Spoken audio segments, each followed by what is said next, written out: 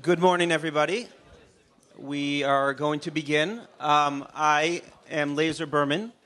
I am a research fellow at the Jerusalem Institute for Strategic Studies, and I recognize the inherent danger in this panel in that the five of us are the only things standing between a room full of hungry journalists and lunch.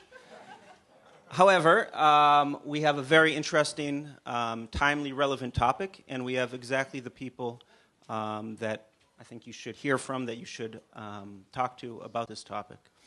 So I'm a person of faith, as you can see. I was also a chaplain at Georgetown University, and I'm speaking to a room full of people of faith. I think we understand how important religion and faith is in our own lives and how powerful a motivating factor and a causal factor it can be in lives. I think much of the world does not understand that, and that might be one of the reasons why there's a struggle to get a grasp on and to really understand this challenge that we call radical Islam, which seems to be, at least partially, a distinctly religious phenomenon. So we're going to get into that issue. We're going to get into Sunni versus Shia. We're going to talk about the military challenge. We'll talk about Iran. We'll talk about the Islamic State. We'll talk about what can be done, and we're going to leave time. I'm sure you all have burning questions that you want to talk to our panel about, so I will leave, I'll try to leave about a half hour for questions, and then we'll release you to your food. So, to introduce our panel. On my far right, we have Dr. Mordechai Kedar. He's an Israeli scholar of Arabic culture, and he's a lecturer at Bar Ilan University. He's an academic expert on the Israeli Arab community.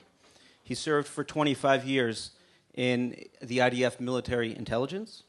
He specialized in Islamic groups, political discourse of Arab countries, the Arabic press and media, and the Syrian domestic arena. Next to Dr. Kedar, we have Major General Amos Gilad. He's Director of Policy and Political Affairs at the Ministry of Defense. He served as the head of government activities in the territories, and he was also the head of the Military Intelligence Research Division. We have Caroline Glick, who many of you may know. She's an American-born Israeli journalist, a newspaper editor. She writes for Makor Rishon, and she's also the deputy managing editor at the Jerusalem Post. Mariv. Okay, Mariv. She's also a senior fellow for Middle East Affairs at the Center for Security Policy in Washington, D.C. And to my right, we have Major General Gershon Cohen. He's a veteran of Israel's wars from Yom Kippur in 1973 all the way through Pillar of Defense in 2012. He's currently at the Begin Sadat Center for Strategic Studies. So that's our panel, and you can see why it's such a distinguished group of people and why it's just the group we need to address these issues. So I'm going to start with you, Caroline. The term radical Islam, some people don't want to use it. Some people say it doesn't really have any meaning. Some people say it's a problem. Can you help us get toward a definition of the term and why some people want to stay away from even talking about the term? Well, thanks, Lazer. It's really a pleasure here to speak to so many friends. We have a lot of friends in the media, it works out, so that's something we don't notice every day, but we always do pay attention, and so thank you very much for being here.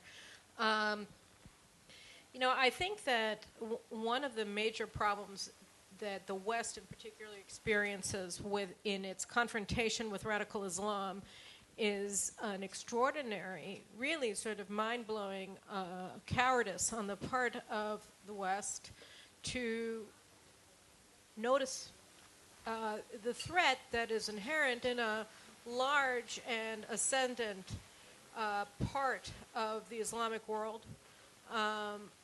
that is based entirely on the Islamic religion, that is organically, authentically Islamic, that views itself as such, that places its faith at the center of its worldview and its actions. And I think that, in a way, a story as big as the ideology itself is the West's unwillingness to recognize it and to confront it. And one of the things that we've found happening in the West is that, because if you confront it, then you face two likely consequences. On the one hand, you can be targeted like Theo van Gogh was in Holland in 2004, where he was essentially beheaded on the street of Amsterdam. Or you can, with almost a 100% certainty, find yourself thrown beyond the pale of polite society and attacked and defamed and libeled as a racist. In the West, that is a death sentence for anybody who wants to be part of the wider mainstream intellectual community. And as a consequence of these highly probable, and in the case of the defamation, 100% likely outcome of discussing the nature of the threat of radical Islam, you find that then just a few very brave people are on the sidelines, and they're all marginalized, are willing to even discuss the threat. And we wonder why there's no discourse. Now, can you imagine the United States fighting the Soviet Union if all that you had in American universities were the sort of KGB-financed professoriates in various colleges, and you didn't have any Sovietology departments in places like Columbia University and Harvard?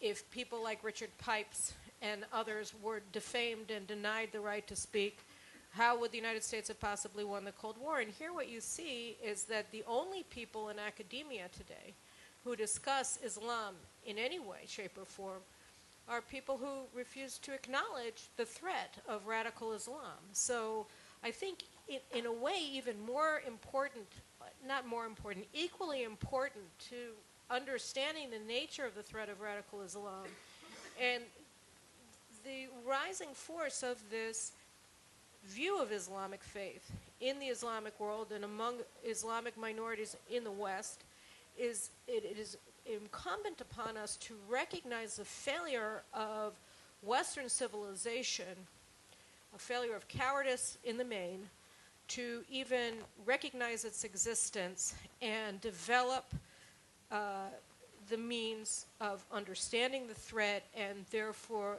and through that also being able to determine and conceive of strategies that can be used to defeat this threat.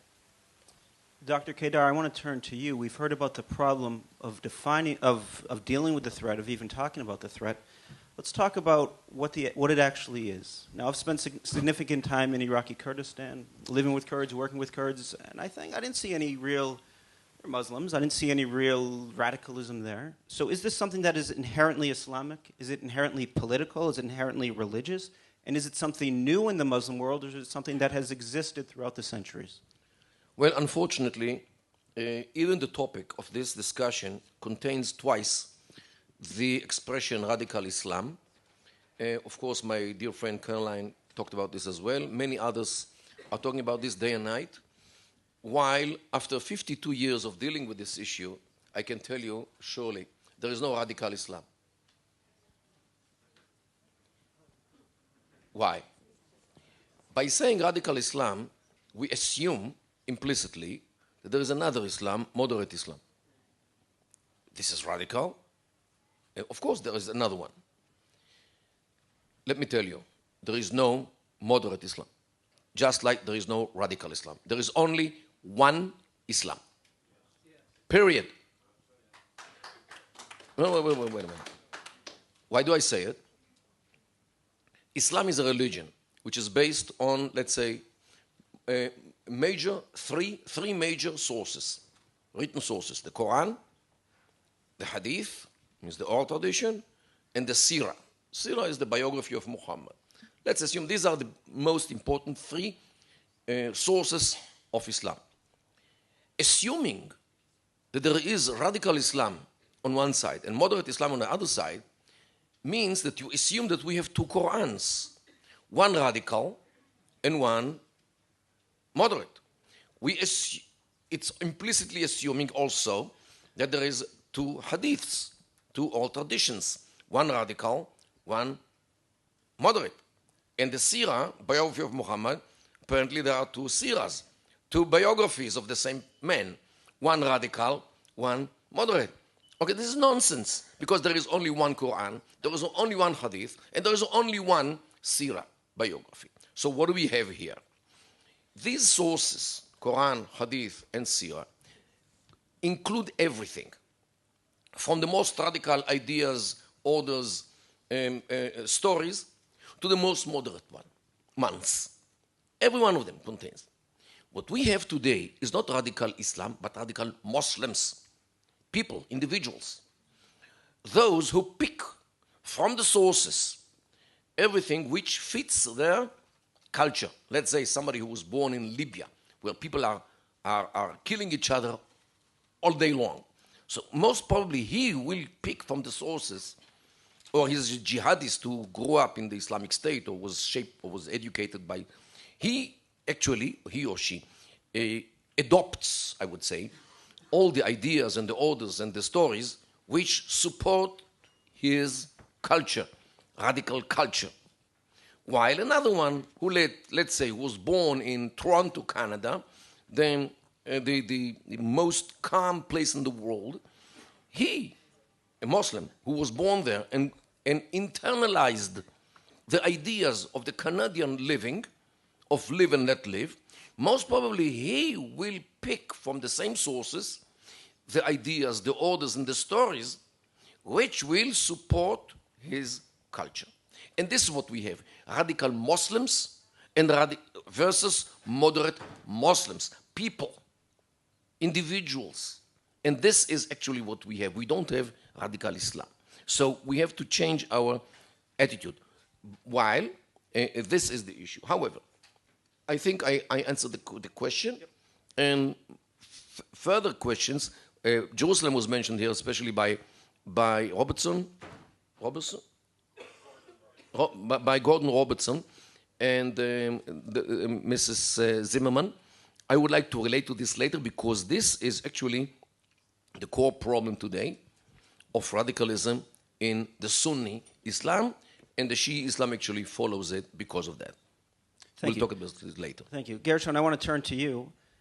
We talked about Islam. What about Sunni versus Shia? Is there a difference in the way that we should approach the threat, that we should look at them as two separate worldviews, two separate ways of seeing reality, or is it something more similar? It is quite interesting that I'm asked as a general about theological issues, like the difference between Shia and Sunni. It was expected that would come to deliver information, how many warriors are coming in Shia divisions and militia to this border, to another, how many rockets, etc. But I am really attracted by this question, thinking a lot about that, thinking that to be a general today, including, it is true to speak about American general or Russian general, everyone today in the 21st century, in difference from the Second World War, without understanding cultural, environmental aspects, he is not relevant to really bring relevancy in his action. So the real difference you can find in books.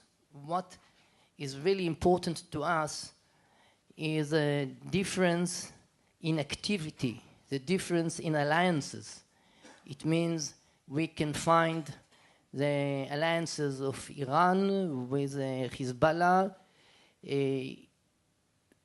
including the Revolutionary Guard from Iran, making a lot of troubles in other places of the Sunni states like Saudi Arabia, Yemen.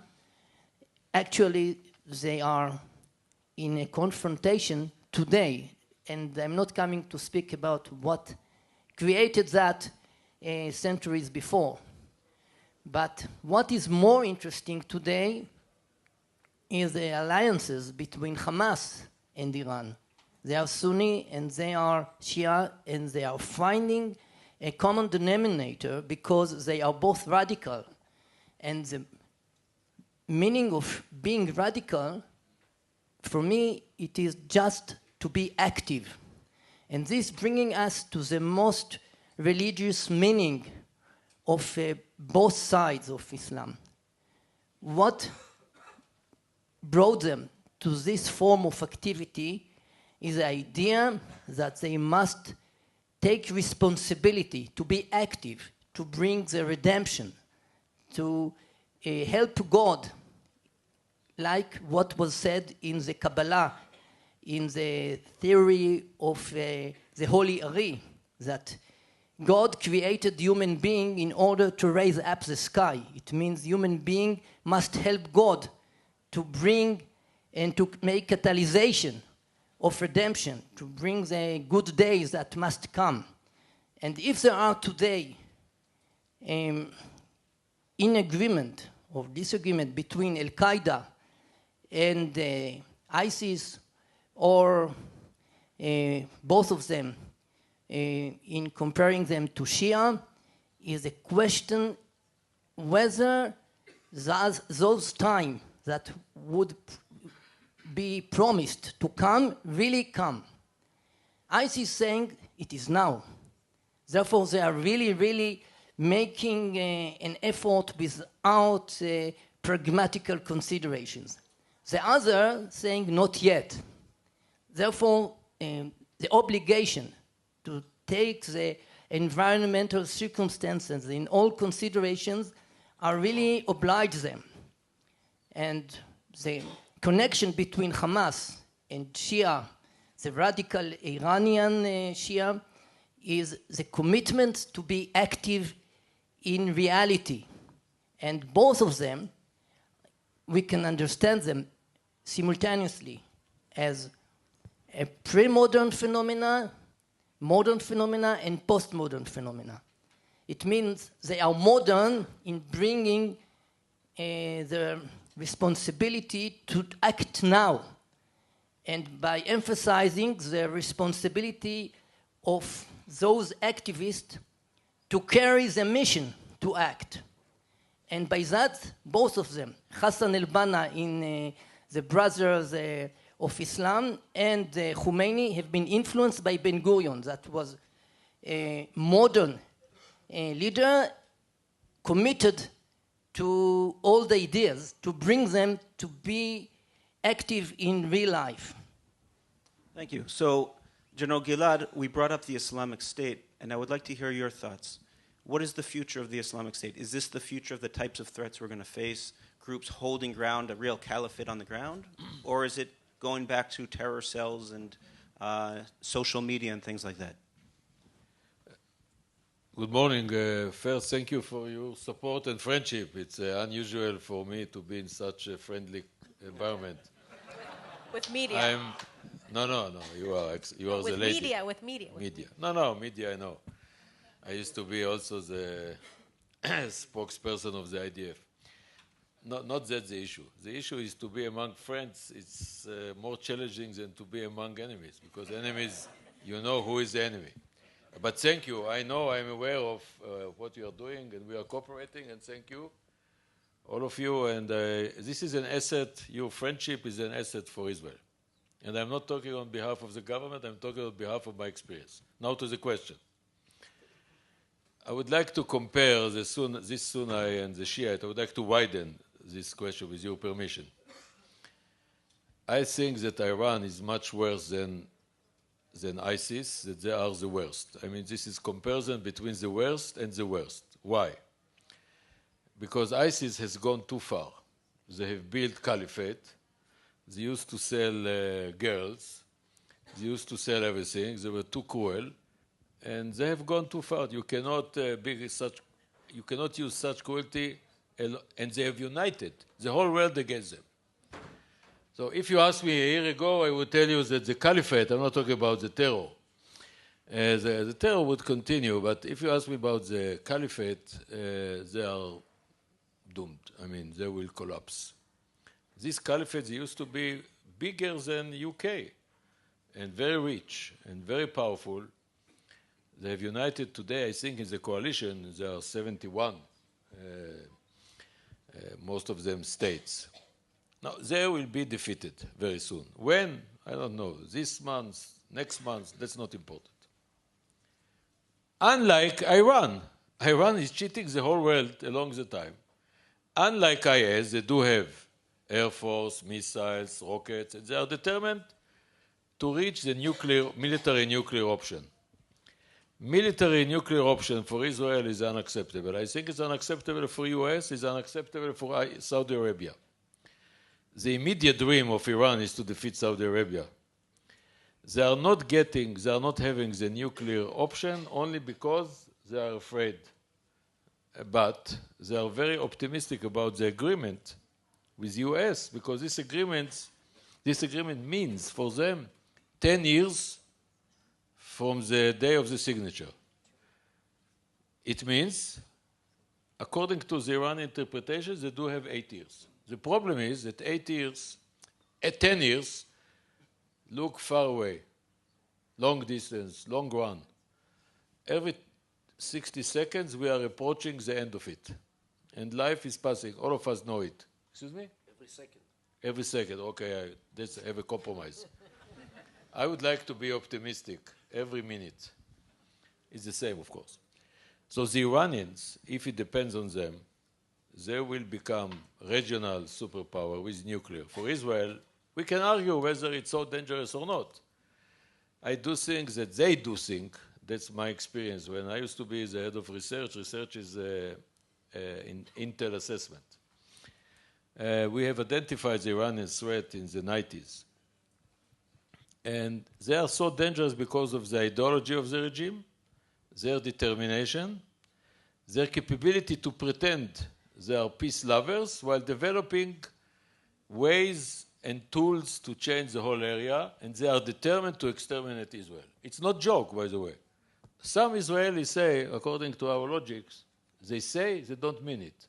I do believe they mean every word, and they are doing their best. Now look at the Middle East. I think the Daesh will, as caliphate, I'm not talking about terror, and I'm not talking about ideology like Mordechai Kedar has written today.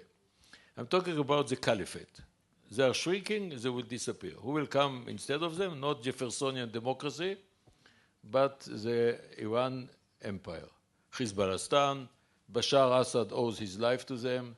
Iraq, they are Shiites, the Sunnis have been defeated, and Iran is Iran. There are many assessments that the regime will collapse very soon. I don't know what does it mean soon in Middle East. If it's a matter of 2,000 years, I agree. I'm not optimistic about the next coming 5-6 decades. So, to your question, I think the Shiites are more capable, are more dangerous, and they are cheating. You know, without the speech of President Trump, that some criticize him because of his unique personality, he's the only one that keeps, he has said, this is a threat. And he didn't play, he's not playing with words like the other Hippocratic world that whenever I'm listening to them, it reminds me the darkened times, the era of the 30s. Yeah. Believe the ideology, and they are doing their best. Thanks God. Here I'm using thanks God because sometimes we do have some miracles. Our intelligence has identified them. There are many failures in the intelligence area, not about Iran. This was the basis for the sanctions. The Iranians were very close to collapse economically, and Obama saved them for delay of 10 years. 10 years, long period of time. After 10 years, it's very short period of time.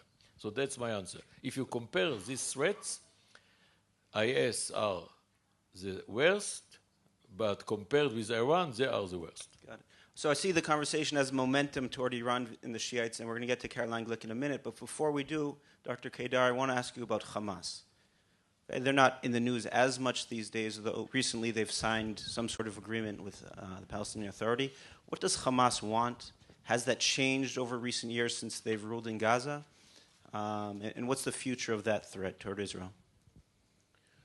Well, Hamas is the Palestinian offshoot of the Muslim Brotherhood global organization. And here I would like to quote a very important lady, Hillary Clinton, who once said a sentence like, our Qatari friends keep telling us that the Muslim Brotherhood are a good organization. Now, as a teacher in the university, when we talk about any organization, we try to understand what the organization wants. I send my students, the first thing, go to look at the logo, at the emblem. You know, if it has a dove on it, it usually goes with peace. If it has a cross on it, it has some Christian ideas. If it has a Magen David, David's star, it would be Jewish. Okay, so just before you start looking about to investigate what an organization is, look at its logo. Muslim Brotherhood, the logo is two swords like this, rounded swords, with the book of the Quran above them and one word under it. The word is in Arabic, wa'iddu. Wa'iddu in Arabic means and prepare. And prepare. Now, every Muslim understands this very well. This word wa'iddu appears in the Quran, the book on the emblem, only once.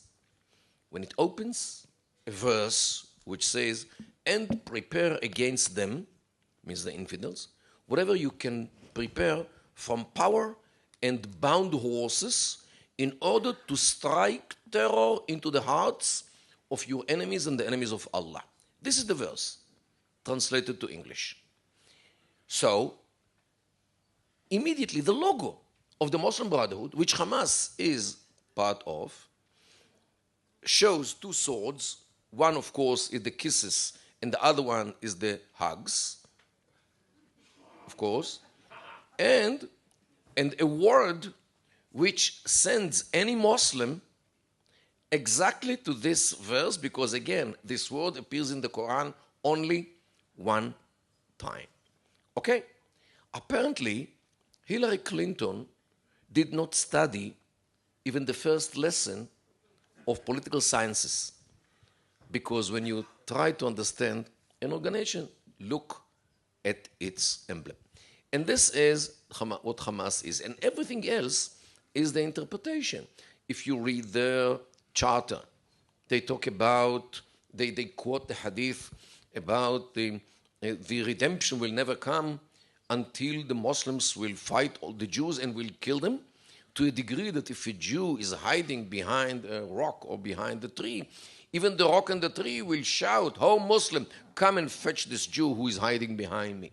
This is in the charter of Hamas until this very minute. Okay? And everything else is interpretation. Sometimes they are deterred because Israel, unfortunately, from their side, is too powerful and too decisive, thanks to our commanders and army and whatever. Of course, the Ministry of Defense, who is in charge of them all. And today, Hamas, actually, after they have their emirate in Gaza, they came to a degree of bankruptcy, financial bankruptcy. So they are looking for some aid, either from Iran or from others, after Qatar is not allowed anymore to send the money because Qatar today is under a magnifier, especially of the Saudis and the others. So now they are looking for money to come to them from the PLO, who is begging money from all kinds of places in the world, in order to create a Lebanese situation where there is a state, a government, but a big terror organization. In Lebanon, it's Hezbollah. Here it will be Hamas, which is hiding behind the apron of the mother. And whenever he throws something at somebody, he will hide, and the mother, who is a poor mother, has to deal with such a thug boy. Okay? And this is the situation which occurs in Lebanon. This is the situation in Lebanon. And unfortunately, the world doesn't see it, because the world see only the latex glove over the hand of Hezbollah. And this latex glove is the government and the state of Lebanon. Hezbollah is the hand which operates it. And this is actually what Lebanon became through the years. But the world is sleepwalking not to see it. I'm afraid that the new or renewed alliance between the PLO and Hamas will be exactly the same thing. Hamas will operate the PLO in order to bring money and to hide them behind the apron. However, I don't I don't give this new alliance or renewed alliance more than weeks or months until they will separate again. But this is because of cultural problems in the Middle East, which I will not elaborate on. Okay, thank you for that optimistic reading of Hamas. Gershon, you had something that you want to say on Hamas and Khaled Mashal, correct? They are absolutely pragmatics.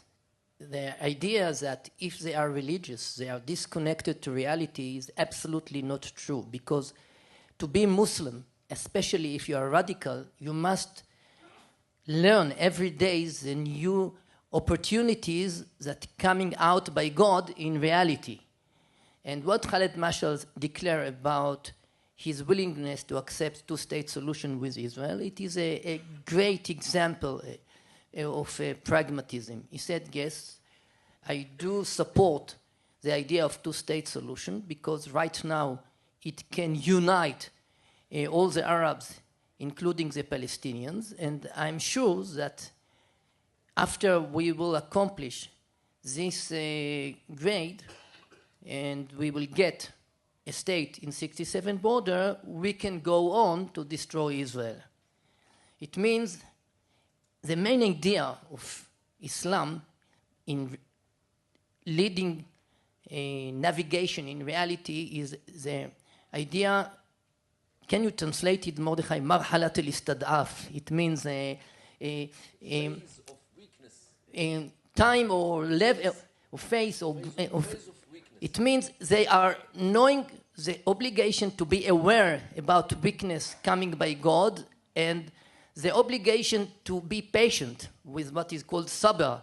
It means to be patient, to wait to another time, better time, and meanwhile to do what the chances can afford you to do. And tomorrow, new opportunities, and go ahead. Thank you. Caroline, if we could talk about the nuclear deal with Iran and how that has affected Iran's freedom of action in the region and their activities in the region. Okay, but I think actually that does flow well with where we've been, and it also goes back to my initial comment about the West's refusal to recognize what's happening, whether it's in Islam or in these radical societies of Islam, of Iran, and particularly, as everybody's been discussing, as the largest threat here, which is that, you know, all of this, in a way, is, for lack of a better term, utterly pathetic, right? Because you don't have to be a strategic genius to understand that Hezbollah is the hand and that the Lebanese armed forces, which just are taking delivery of $500 million worth of U.S. advanced weapon systems this year, and that the Lebanese armed forces are their latex glove. And yet the American taxpayers are underwriting Hezbollah by transferring Bradley fighting vehicles, M4 carbines, rocket-propelled grenades, and other advanced weapon systems to the Lebanese armed forces, which are controlled by Hezbollah and Iran. So this is a deliberate denial, a deliberate blindness that the West has adopted as a governing strategy for not dealing with the threats emanating from this region, for not dealing whether it's with Islam, radical Muslims, radical Muslim regimes. I'll take Moti's taxonomy of the threat happily, or whether it's just simple refusal to recognize the true nature of regimes like the Iranian regime, right, and calling them radical and mean and bullies or whatever, rather than understanding that there's an ideology that stands at the basis of their actions and that they're willing to be pragmatic at all times while they advance their worldview on the world stage. And so, you know, when you're dealing with this almost impossible to believe, almost unbelievable refusal on the part of Western powers to acknowledge the threat, to pay attention, to see the enemy for whom he is when he never hides it. If anything, I mean, it's like what Abraham Lincoln said, that, you know, if we fail, it'll be our own fault. I don't remember how he put it. He put it much more poetically than I. But it's true. This is a deliberate, this is a willful blindness of the West to this threat because Western powers are, whatever, feeling like they have a history of evil on their side, whether through colonialism or through Nazism or whatever it happens to be, and therefore they will not recognize the evil that confronts them today. And as to the Iranian nuclear deal, well, this is just part and parcel of that overwhelming insistence on denial on the part of Western powers of the problem, right? I mean, again, throughout, and I'm sure all of you remember it, we all were living through this drama unfolding of American willful blindness to the nature of the Iranian regime, of the Iranian nuclear program. And this was not only the Obama administration. The Obama administration's radical policy was set up in the last 2 years of the Bush administration. If you remember the national intelligence estimate that said that falsely said that Iran had ended its nuclear program in 2004.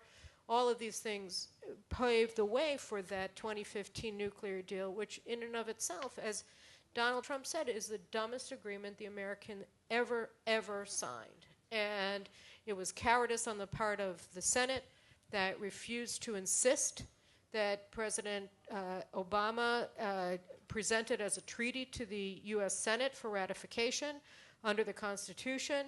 It was cowardice and ignorance of the American media that allowed itself to be manipulated by Ben Rhodes and the echo chamber he set up with all of these groups to pretend that there was some sort of a consensus that this was a good idea when it was demonstrably insane to say that we're going to give Iran $100 billion, including $400 million in cash on the barrelhead transferred by charter plane to Tehran International Airport in 10s and 20s.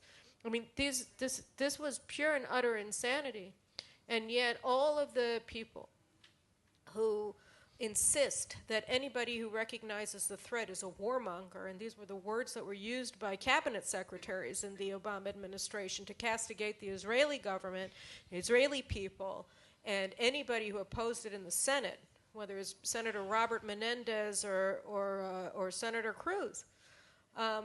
This is an amazing thing that happened. So the Iranian nuclear deal could never have happened, ever, in a million years, if the West wasn't willfully blind to the dangers of the Iranian regime, willfully blind to the dangers of Iranian state support for terrorism, willfully blind to the implications of Iran's hegemonic designs on the region, and willfully blind to the obvious, self-evident military character of Iran's nuclear program. The notion that they wanted it for radioactive isotopes, for X-rays, was simply out of a children's cartoon. I mean, it was so insane and infantile, and yet this is what passed for expert analysis in the United States for the past 8 years. And so, again, I know that this is supposed to be about radical Islam or Islamic radicals, or however we want to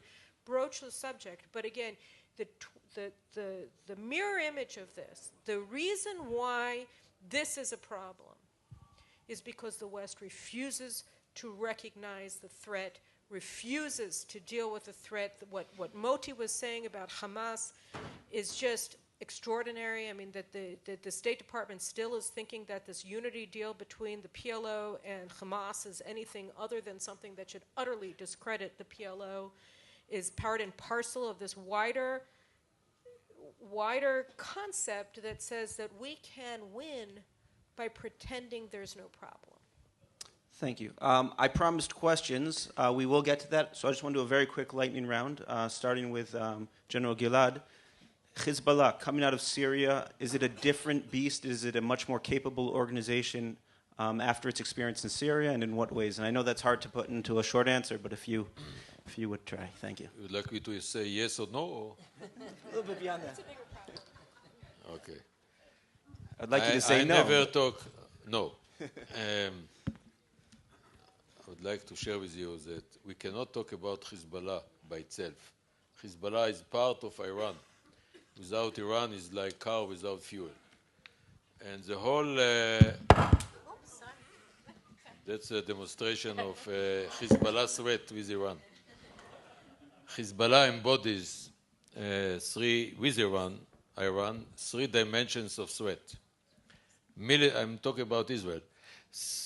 Military threat, rockets and missiles now. Terror, they are experts in terror. Everything is financed and supported massively and heavily by Iran. And political paralysis of Lebanon. The main difference that is happening now is that they are capable to extend the area of what I'm calling the empire, the Iranian empire with Hezbollah at the expense of Lebanon. I call Lebanon constitution without state. We are state without constitution, United States with constitution, and Lebanon is wonderful constitution without state. You know how much powerful is the president of Lebanon? And he cannot even breathe without permission of Nasrallah. Bashar Assad, Dr. Bashar Assad, he's a doctor for eyes. He takes your eyes very efficiently. He owes his life to Iran and Hezbollah, and he will give Syria to them, and Iraq and Iran, the corridor. That's what we are facing now. This is a strategic threat to Israel, but to the whole Arab world and to the whole area. We cannot, if you compare it to the past, we are going to face development of this threat, unless something will be done against it. And I'm not so optimistic, in spite of the speech of President Trump, because this speech is wonderful. However, I'm not sure the Iranians are so much impressed by it. Thank you. Dr. Kedar, quickly. I was asked Sure. by one of the participants about Jerusalem and why is this whole mayhem in Jerusalem, the struggle actually about this. This is like this, it requires a lecture of like an hour and a half. And we don't have this time, but only to give you some ideas about this.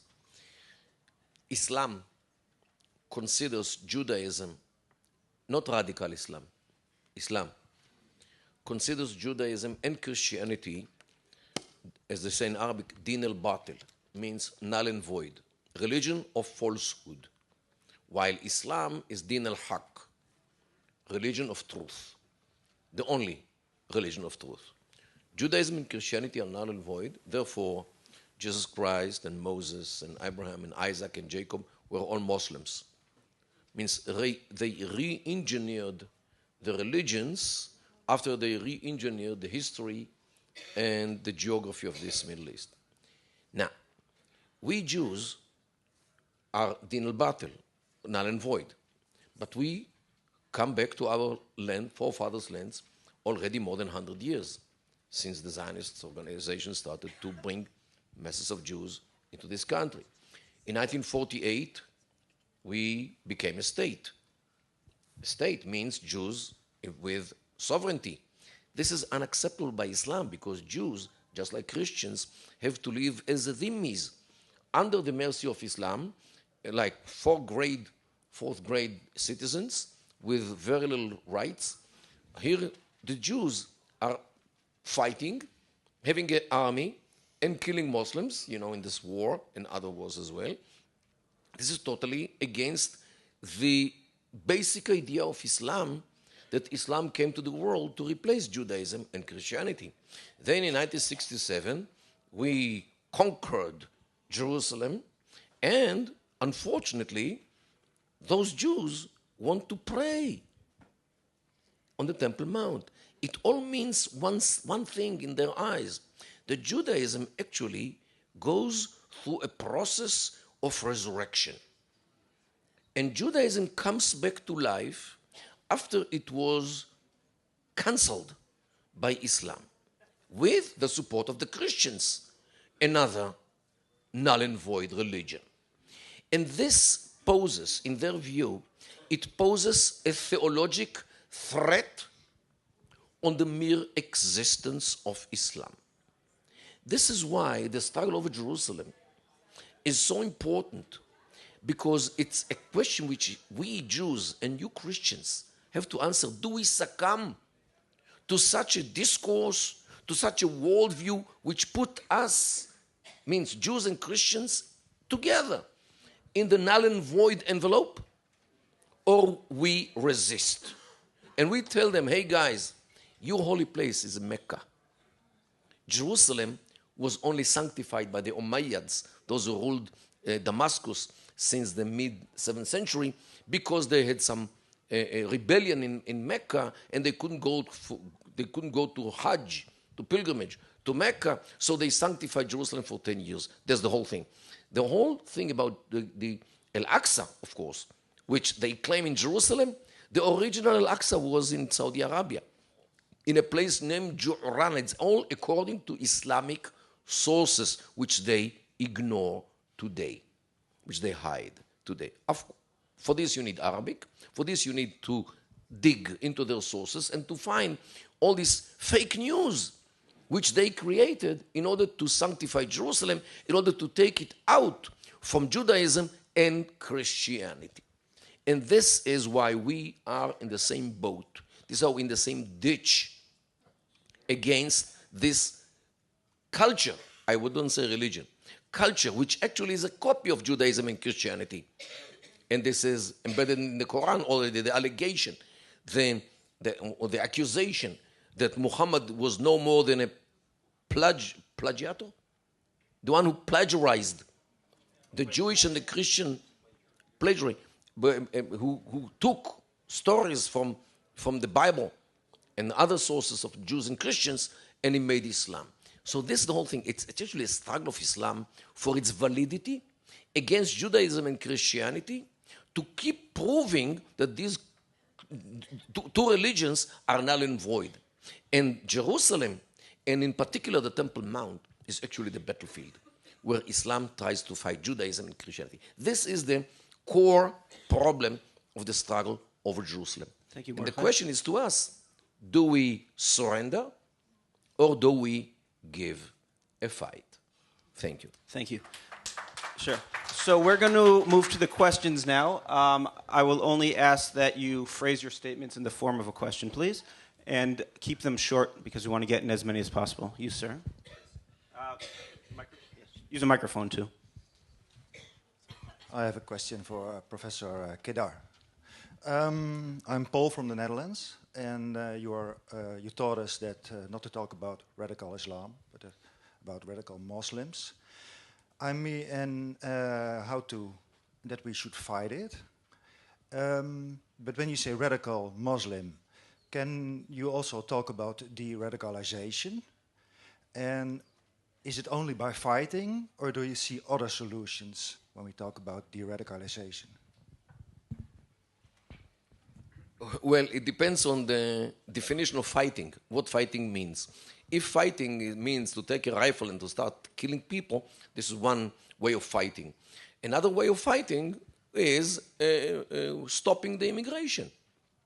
This is another kind of fighting. So I don't know how you define fighting, but in my view, it's a holistic view. You cannot restrict fighting only to the battlefield, because the battlefield already is in the streets of Paris, of Rotterdam, of Den Haag, of New York, Miami, Orlando, San Bernardino, you name it. Okay, Toulouse, only to say, to mention only few of them. So the fight is already beyond your threshold. So it has to be redefined. Means the war against terror has to be redefined, and the rules of engagement have to be adjusted to the situation. You cannot continue fighting an enemy by the rules which were formulated after the Second or the First World War, when the definition between civilians and army was very clear. The army is with uniform. The civilians should be out of the battlefield, should be kept, aside from the war. Today, the war is in the streets, in Barcelona as well. So you have to redefine the war, redefine the enemy, redefine the rules of engagement. For example, listening to people's phone calls. Usually it's something which we view as part of privacy, human rights, political freedoms. Okay, but would you allow privacy of communication to somebody who is selling women to slavery or to prostitution? No, you wouldn't, okay? Would you allow pedophiles to use the immunity of a citizen who enjoys the freedom of having private discussions in the phone? No, of course. We agree that pedophilia and trafficking women deserves new rules of engagement, okay? Terror is the same. Should be fought against according to new, or I would say adjusted, rules of engagement. Thank you. Question over here. Yes, sir.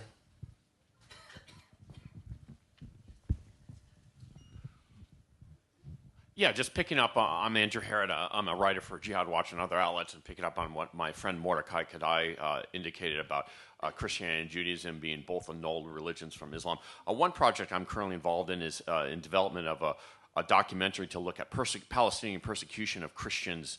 And I was wondering if any on the panel, you or others, know if, whether the Israeli government or anyone in Israel has really looked at this issue. It seems that this is very important to look at how Muslims then deal with the minorities within their own communities and how that would affect how they would treat others that like Israelis. Well, there is a great lady in Jerusalem, Reverend Petra Held. Her husband is here, Malcolm. I didn't see Petra here, but Malcolm will be happy to give you her phone number. She will tell you all the story about the agonies of Christians under the Palestinian yoke in Bethlehem, in Beit Jala, and many other places. Malcolm is here. Okay. Gershom? An anecdote. Once I seated in Tel Aviv together with General Barno. Lieutenant General Barno commanded the US forces in Afghanistan in 2003. And he was there with his secretary. I was there with Professor Arnon Sofer, a known professor in Israel. And I told them about the miseries and troubles that Christians are suffered in Beit Jala. And Professor Arnon Sofer told me, maybe you are just exaggerating. And General Barno told me that I'm speaking just from one point of view. And then his secretary opened her mouth and said, what he said is absolutely true. My parents from Beit Jala, and they found themselves in impossibility to go on living there. And they immigrated from the difficulties made to them by Palestinians. Thank you. Yitzhak?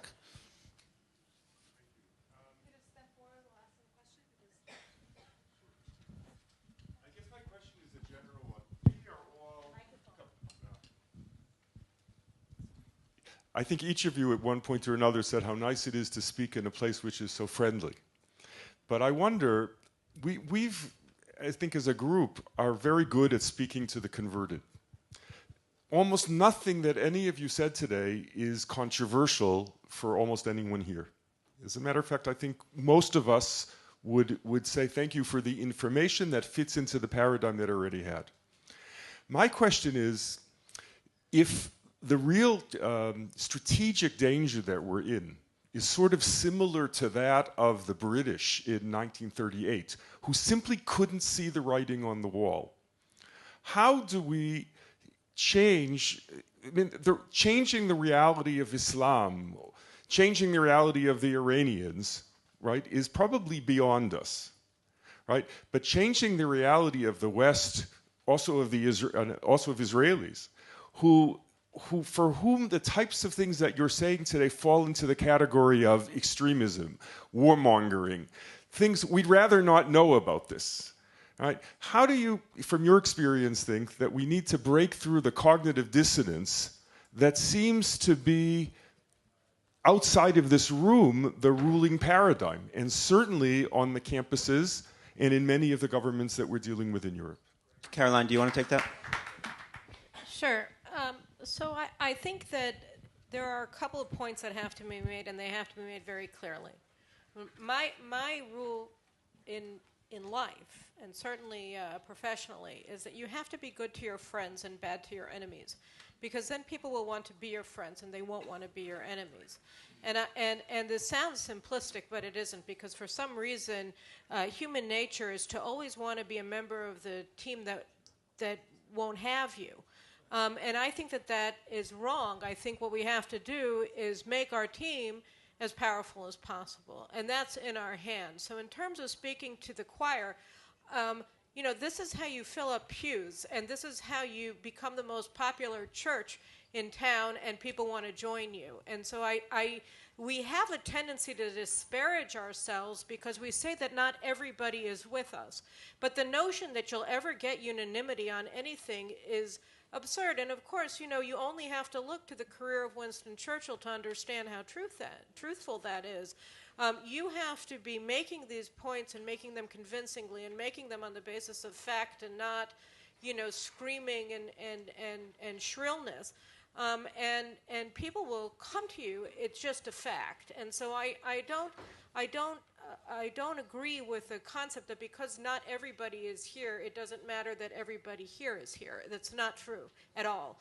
And moreover, I think that it's also important to bear in mind that, you know, we have to understand not only our enemy but also our own weaknesses. But when we understand our enemy, you know, we look at it. It is not a monolithic thing. Iran is very weak. It's just that none of its weaknesses have ever been exploited by us, by its enemies in a serious way. And what do I mean? You know, and John Bolton, the former U.S. ambassador at the UN, also wrote about this only, I think, last week in the Wall Street Journal. And Iran is a multi-ethnic state. It is a state where you had tens of millions of people just 8 years ago rising up en masse to overthrow their government after their election was stolen. This is an overwhelmingly secular community. I mean, there's a reason why Iran's fertility rates dropped from 8 in 1978 to 1.2 per woman in 2017. It's because they look at the Islam practiced by their regime and they're turned off by it. They're pro-Western, they're pro-American, they're pro-Israel. And again, they're multi-ethnic. You have the Persians, you have the Azeris, you have the Baluchis, you have the Awaz Arabs, and not to mention you have Kurdistan sitting right there declaring independence like a wedge between Iran and Iraq and Syria and Turkey. And these are all very important resources and powers that we can exploit. Weaknesses in the Iranian machine, in the Iranian system that we can exploit. And what Obama did that was so devastating, and you know, people say, oh, you have a tick, he's been gone for almost a year and you keep talking about him, but if we don't recognize the damage that was done over 8 years of the Obama administration, we certainly can't rectify it. But he took, as General Gilad said, he took Iran away from the brink of economic collapse when he ended the sanctions, and in 2009 he saved the regime from internal revolution when he sided with the regime against the Green Revolutionaries. And yet, what do we really see here? We see that twice, in a period of just a few years, Iran was on the brink of collapse in different ways. And the notion that now, just because, and it's true they've been empowered by the Iranian deal, particularly from a financial perspective, but the notion that today they're invincible is just as silly as the notion that we shouldn't be talking about Islamic radicals or radical Islam or what have you. You have to be able, so on the one hand, we have to be able to appreciate our strength and grow outward as opposed to feeling like we're not consequential because not everybody is here. And by the way, Donald Trump's election was proof that I'm correct.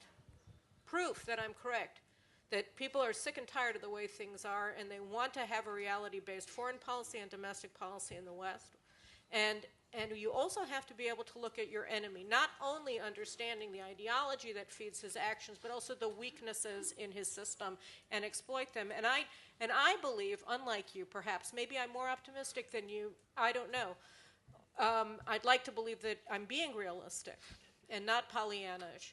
But certainly we can make their bid to aggress against us more difficult by keeping them busy with internal strife and division, and perhaps eventually this will lead to the overthrow of a regime, which really is the only way to ensure with any sort of modicum of certainty that they won't develop nuclear weapons, which they will deploy against their enemies, including Israel. Thank you. General Gilad? I fully agree with all these ideas, but I don't think they will happen. It's not a matter of optimistic or realistic. You're the one in the defense ministry. That means maybe that I know better or not. I would like to share with you my experience. There were many hopes along the decades. We don't have the time to elaborate why the Azeris will not revolt. The Persians are too afraid. And there were many illusions. We cannot, in Israel at least, we cannot rely on illusions. We can rely on our capabilities, and we can rely on our capabilities to convince the world. It has been mentioned, the Christians, as a coordinator of the territories, is like Abu Mazen without being elected. But he was not elected as well, so we were equal. There is diminishing, the Christians in the West Bank, the numbers are diminishing dramatically. Once I have asked the apostolic representative of the Pope in Jerusalem, usually he was drunk, but I caught him in one moment that he was sober. How come? It's true, by the way, because I was very angry with dramatic changes. If you stood on the roof of the governor's residence in Bethlehem, if you looked around, some decades ago, you could see only Christians. If you stand on the same point, you don't see any Christians, not any, some of them maybe still survive. That's a very important question that I would like to relate. I remember as an anecdote that I was summoned, that's the word, to the Ministry of Foreign Affairs in London. And they were very angry with me as a representative of Israel, and they said, why Israel assassinate? This is a terrible word. Assassinate is also Arabic, you know, by the origin, Khashashiyun. Why did you assassinate Mr. whatever his name? I said, what does it mean? This Mr. that we allegedly assassinate, his hobby was to launch rockets from Bejala to Jerusalem.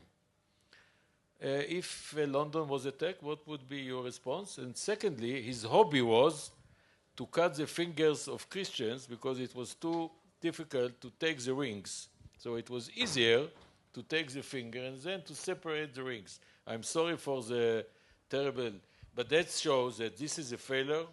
Also, it is a failure of the world that does ignore this problem. You go to Abud, this is a municipality in West Bank. It used to be a Christian one. It's empty. Now to the question about Iran. Quickly, please. Very short, very briefly. I don't trust our capability because there is no desire in the world to cope with Iran like it happened after so many years in the wilderness of Churchill.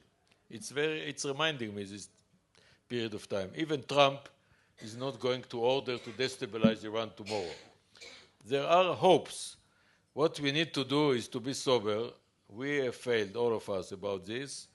And what we need very urgently is intel capabilities as basis of operational capabilities. And I hope that sanctions will be imposed on this terrible Iran that remind me the worst regimes in the world. We are repeating it along the time. We have once successfully convinced the world based on fantastic intelligence that it was very necessary to do it.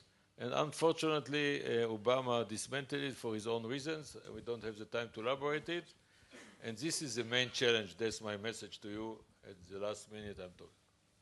Very good. One sentence. I refer you to an article which I wrote, and it was published in Israel National News. Under the title, I think they gave it, Iran is an artificial state, and Iran will go exactly through the process which the Soviet Union went through, Yugoslavia, Czechoslovakia, maybe Spain as well, Britain with Scotland as well. I'm not sure that Canada will forever be with Quebec as well. Okay, these processes take place. Of course, as the Quran says, Inna Allah ma'a sabirin, means in English, Allah is with those who have patience. On that note, thank you for all of your patience. I know there's more people with questions, so if you want to try to talk to folks that are sticking around, feel free if they have time. So thank you very much, and I enjoyed the discussion. Thank you. Thank you very much. That was very insightful. Just a few technical announcements before we continue on our pretty packed schedule. Now is lunchtime. You can go upstairs. Those of you who have vouchers, just give it in at the entrance. If you didn't get a voucher, you can get one outside by the table over here. Please be ready at 1:45. We are going to go on the tours you all signed up to. After that, straight to dinner with the mayor of Jerusalem. We won't be coming back to the hotel. And after that, there will be a sound and light show. And there it might get a little chilly, so please bring something warm, like a sweater or something. And one more thing, those of you who are still interested, there are DVDs with the Hebrew subtitles that arrived, so there's outside. Thank you.